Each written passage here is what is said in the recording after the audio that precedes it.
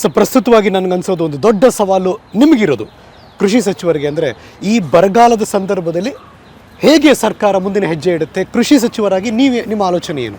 ಇಂದಿನ ಅನೇಕ ವರ್ಷಗಳ ರಾಜ್ಯದ ಆಡಳಿತವನ್ನು ಗಮನಿಸಿದಾಗ ಒಂದಷ್ಟು ರಾಜಕಾರಣ ಮಾಡಿದ್ರೂ ಒಂದಷ್ಟು ಪ್ರಾಮಾಣಿಕವಾಗಿ ವಾಸ್ತವತೆಯನ್ನು ನಡ್ಕೊಂಡಿರ್ತಕ್ಕಂಥ ನೋಡಿದ್ದೀವಿ.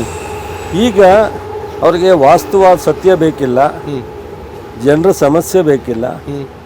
ಅವರು ಅಪೋಸಿಷನ್ ಅವರು ಅಂತ ಅಂದರೆ ನಾವು ರೂಲಿಂಗ್ ಪಾರ್ಟಿಯನ್ನು ಟೀಟೆ ಮಾಡೋದು, ವಿರೋಧ ಮಾಡೋದು ಈ ಒಂದು ಮನಸ್ಥಿತಿಗೆ ಬಂದಿದ್ದಾರೆ. ಇದೊಂದು ಈ ದೇಶದ ಒಂದು ಪ್ರಜಾಪ್ರಭುತ್ವದಲ್ಲಿ ಇದೊಂದು ಕೆಟ್ಟ ಒಂದು ಇದು ಅಂತ ನನಗೆ ಅನಿಸುತ್ತೆ. ಇದು ನಾವು ಯಾರೂ ಶಾಶ್ವತ ಇಲ್ಲ. ಬರಗಾಲ, ರೈತರ ಜೊತೆ ಇರಬೇಕಾದವರು ಅಲ್ಲೆಲ್ಲ ದೆಹಲಿಗೆ ಹೋಗ್ತಾರೆ, ಅಲ್ಲಿ ಪ್ರೊಟೆಸ್ಟ್ ಮಾಡ್ತಾರೆ ಅಂತ ಕೇಳ್ತಾರೆ. ನಮಗೆ ಇವತ್ತು 4.5 ಲಕ್ಷ ಟ್ಯಾಕ್ಸ್ ಕಟ್ಟುವಂಥ ರಾಜ್ಯ ಮಹಾರಾಷ್ಟ್ರ ಬಿಟ್ಟರೆ ನಾವೇ ಅತಿ ಹೆಚ್ಚಿನ ಟ್ಯಾಕ್ಸ್ ಪೇಯರು. ಸತ್ಯ. ನಮಗೆ 50,000 ಕೋಟಿ ಕೊಡ್ತಾರೆ. ಇದ್ರ ಬಗ್ಗೆ ಚರ್ಚೆ ಮಾಡೋಕ್ಕೆ ಒಬ್ಬ ಲೋಕಸಭಾ ಸದಸ್ಯ ರೆಡಿ ಇಲ್ಲ.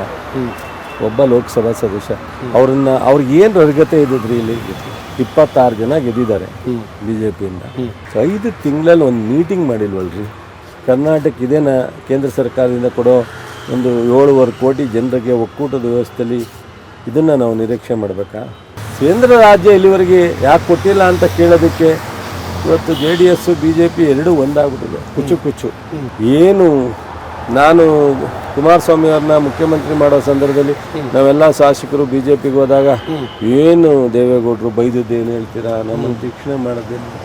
ಅದೇ ಕುಮಾರಸ್ವಾಮಿ ಯಡಿಯೂರಪ್ಪನಿಗೆ ಅಧಿಕಾರ ಹಸ್ತಾಂತರ ಮಾಡೋ ಟೈಮ್ನಲ್ಲಿ ನಾನು ಮಹಾನ್ ತಪ್ಪು ಮಾಡಿಬಿಟ್ಟೆ, ಯಡಿಯೂರಪ್ಪ ಇವ್ರ ಬಗ್ಗೆ ಮಾತನಾಡಿದ್ದೇನು, ಆದರೆ ಇವ್ರು ಮಾತಾಡಿದ್ದೇನು, ಆಮೇಲೆ RSS ಬಗ್ಗೆ ಮಾತಾಡಿದ್ದೇನು, ಮತ್ತು ಇವ್ರು ಏನು ಗುರಿ, ಈ ರಾಜ್ಯಕ್ಕೆ ಏನು ಕೊಡುಗೆ? ಅಲ್ಲ, ಅಭಿವೃದ್ಧಿ ಕಡೆ ಗಮನ ಹರಿಸ್ತಿಲ್ಲ, ಸರ್ಕಾರದ ಬೊಕ್ಕಸ ಖಾಲಿ ಅಂತ ಮಾತಾಡ್ತಿದ್ರು. ನಮ್ಮ ಹತ್ರ ಯಾವ್ದಾದ್ರು ಟ್ರೆಜರಿಲಿ ಬ್ಯಾನ್ ಆಗಿದೆಯಾ? ಚೆಕ್ ಯಾರಿಗಾರ ಸ್ಯಾಲ್ರಿ ನಿಲ್ಸಿದೀವ? ಯಾವ್ದಾರ ಸ್ಕೀಮ್ ನಿಂತಿದ್ದಾವ?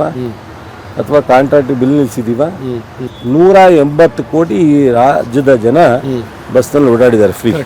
180 ಕೋಟಿ ಅದೇನು ಕಡಿಮೆ ಏನ್ರಿ? ನಿಮ್ಮ ಹೆಂಡತಿ ಹೋದ್ರೂ ಫ್ರೀ, ನಿಮ್ಮ ತಾಯಿ ಹೋದ್ರು ಫ್ರೀ, ನನ್ನ ಹೆಂಡತಿ ಹೋದ್ರು ಫ್ರೀ. ಇದರಲ್ಲೇನು ತಾರತಮ್ಯ ಇಲ್ಲ. ಈ ರಾಜ್ಯದ ಎಲ್ಲ ಹೆಣ್ಣುಮಕ್ಳು, ಬಹುಶಃ 7 ಕೋಟಿ ಅಂದರೆ ನಾವು 3.5 ಕೋಟಿ ಹೆಣ್ಮಕ್ಳಿದ್ದಾರೆ. ಪೆನ್ಷನ್ ಕೊಡ್ತಾ ಇದ್ದೀವಿ, ನಿಲ್ಲಿಸಿದ್ದೀವ? ಅಥವಾ ಕೃಷಿ ಇಲಾಖೆಯಲ್ಲಿ ಸಹಾಯಧನ ನಿಲ್ಲಿಸಿದ್ದೀವ? ಅಥವಾ ನಾವು ಕೊಡ್ತಕ್ಕಂಥ ಏನು ಒಂದಷ್ಟು ಎಕ್ವಿಪ್ಮೆಂಟ್ಗಳನ್ನ ನಿಲ್ಲಿಸಿದ್ದೀವ? ಯಾವುದೂ ನಿಲ್ಲಿಸಿಲ್ವಲ್ಲ.